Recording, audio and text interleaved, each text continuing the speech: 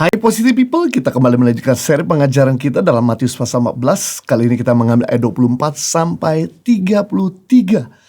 Perahu murid-muridnya sudah berapa mil jauhnya dari pantai dan diombang-ambing gelombang karena angin sakal.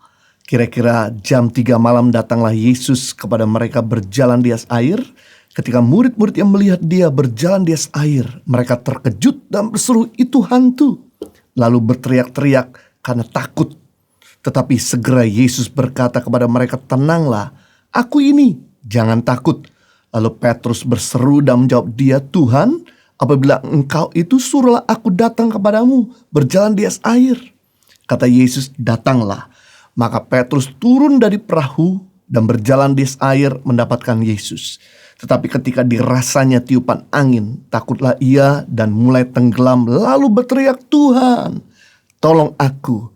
Segera Yesus mengulurkan tangannya, memegang dia dan berkata, "Hai orang yang kurang percaya, mengapa engkau bimbang?" Lalu mereka naik ke perahu dan angin pun redalah. Dan orang-orang yang ada di perahu menyembah dia, katanya, "Sesungguhnya engkau anak Allah." Orang Israel menganggap laut atau danau sebagai teritorial kuasa kegelapan. Apabila diombang-ambing badai, ketika berada di danau saat malam gelap merupakan hal yang mengerikan. Seolah-olah berhadapan dengan si jahat itu sendiri. Namun yang lebih mengejutkan, menakutkan adalah melihat sosok tubuh berjalan di atas air yang mengamuk pada jam 3 pagi. Bayangkan, air sedang bergelora, tetapi ada orang yang berjalan dengan tenang di atasnya. Siapa yang gak takut? Karena sebelumnya belum pernah ada manusia melakukannya. Tak heran bila para murid mengira sosok itu adalah hantu. Mereka tak mengira bahwa Yesus adalah guru mereka yang telah melakukan mujizat penyembuhan, memberi makan ribuan orang. Ternyata juga menunjukkan mujizat berjalan di atas air yang dilanda badai. Pada saat Yesus memberitahu siapa dia, para murid pun menjadi tenang. Memang tidak ada alasan untuk takut bila Tuhan hadir di tengah-tengah badai. Karena dia adalah Jehovah Shalom, Allah damai sejahtera. Ketika dia hadir, maka ketenangan kita dapat rasakan di tengah-tengah ombak yang bergelora. Murid-murid mengenal Tuhan sebagai guru, pengajar yang penuh hikmat. Murid-murid juga mengenal Tuhan sebagai tabib yang ajaib, sebagai Jehovah Rafa, Allah penyembuh. Bahkan hari sebelumnya murid-murid diperkenalkan bahwa dia adalah Tuhan Allah penyedia, Jehovah Jireh, Allah multiplikasi, membuat mujizat 5 roti 2 ekor ikan. Kali ini Tuhan memperkenalkan dirinya kepada murid-murid sebagai El Shaddai, Allah penguasa alam semesta yang sanggup melawan hukum alam dan berjalan di atas air pada saat air sedang bergelora. Melihat Yesus berjalan di air membuat Petrus merespon dengan meminta Yesus membiarkan dia berjalan di atas air juga. Setelah dapat izin dari Yesus, Petrus melangkah dengan iman keluar dari kapal dan berjalan di atas air juga. Bagaimana Petrus sebagai manusia biasa dapat berjalan di air melawan hukum alam? Bagi Tuhan, Yesus berjalan di air hal yang biasa. Karena dia powerful, dia Tuhan yang penuh kuasa. Sedangkan Petrus manusia biasa, sama seperti kita, tapi dia juga bisa berjalan di air. Kita belajar dari sini bagaimana untuk kita berjalan di atas mujizat. Yang pertama, karena Petrus mendengar perkataannya. Petrus sudah mendapat izin daripadanya. Ketika murid-murid melihat bahwa Yesus berjalan di air dan mereka ketakutan, itu hantu, Yesus berkata, "Tenang, ini aku." Langsung Petrus berkata, "Kalau memang itu engkau Tuhan, buat aku juga berjalan di atas air." Dan kemudian Yesus berkata, "Datanglah."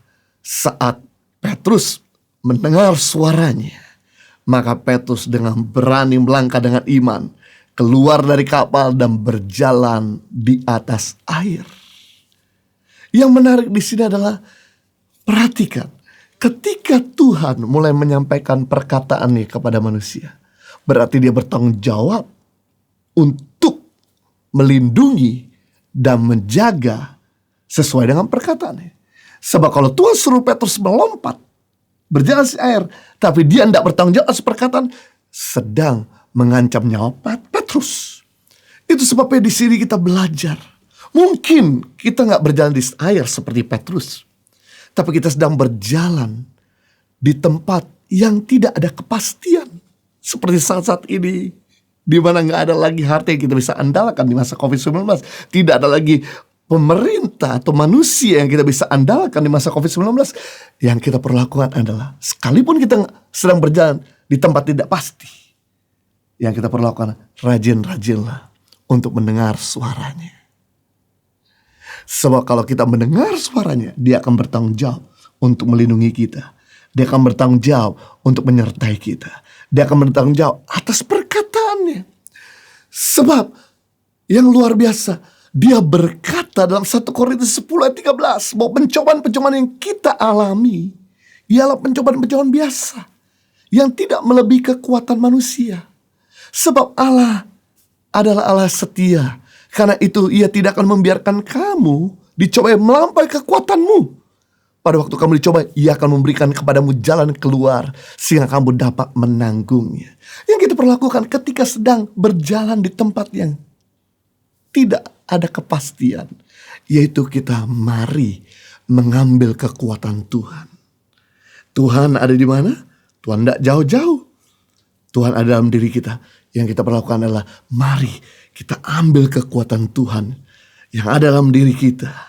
Dan kemudian mari kita dengarkan suaranya. Cari perkataannya. Sampai dia bicara. Nggak mungkin. Kalau dia diam saja. Dia Bapa yang baik. Sebab kalau seorang anak meminta roti, nggak mungkin bapaknya memberikan ular atau batu. Demikian juga kalau kita minta sesuatu, pasti dia akan memberi. Karena dia Tuhan yang suka bicara. Kenapa sampai hari ini kita gak pernah mendengar Tuhan bicara? Karena kita terlalu sibuk dengan aktivitas kita yang gak kurang produktif. Mari kita ambil waktu untuk mendengarkan suaranya. Dan ketika kita mendengarkan suaranya, percaya dia akan bertanggung jawab terhadap suaranya. Karena kalau Tuhan izinkan kita masuk dalam masa COVID-19 ini, pasti dia bertanggung jawab untuk menyediakan kebutuhan kita. Pasti dia akan bertanggung jawab untuk memelihara anak-anak kita sampai sekolah selesai. Pasti dia akan bertanggung jawab untuk melindungi kita. Pasti dia akan bertanggung jawab untuk menyertai kita dengan tanda-tanda ajaib. Yang kedua, bagaimana kita bisa berjalan dalam mujizat Tuhan? Lewat Petrus berjalan di air. Petrus berani melakukan yang orang lain tidak mau melakukannya. 12 murid Yesus mendengarkan perkataan, datanglah. Tapi kenapa cuman Petrus yang bisa berjalan di air, sedangkan 11 murid yang lain tidak berjalan di air? Bukan karena 11 murid yang lain tidak punya kapasitas, tidak punya kemampuan untuk berjalan di air, tapi karena 11 murid yang lain tidak mau melangkah dengan iman.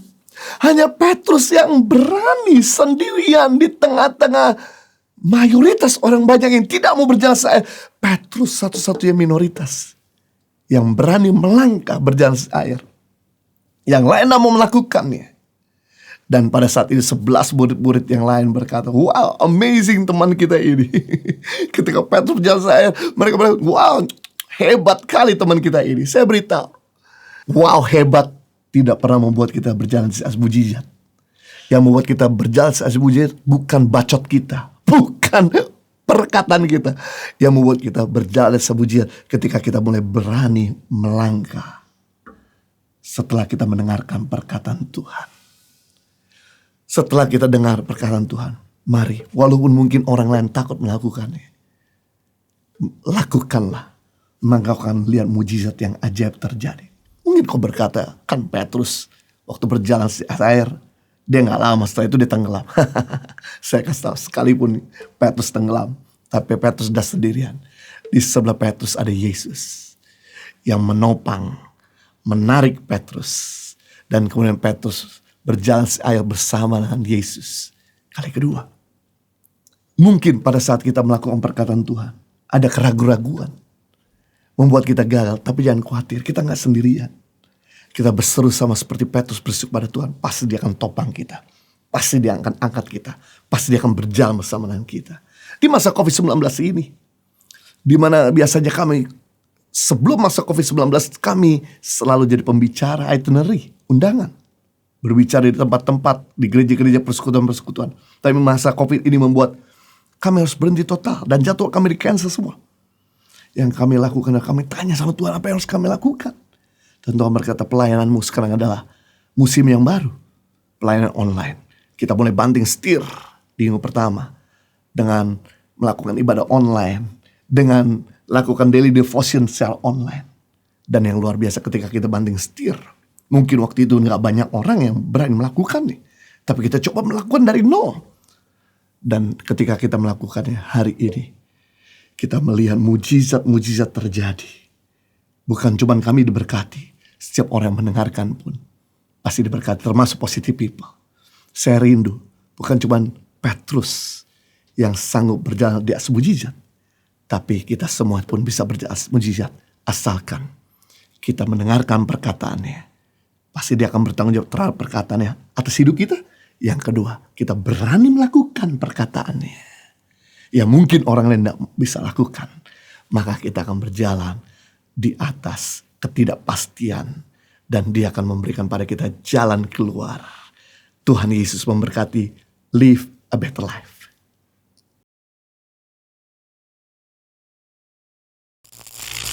Saya Francisca, saya sedang dalam perjalanan menuju ke rumahnya salah satu siswa saya di SD Hiliwuku, namanya Eki. Jarak rumahnya ke sekolah sekitar 7 km dan ditempuh dengan berjalan kaki.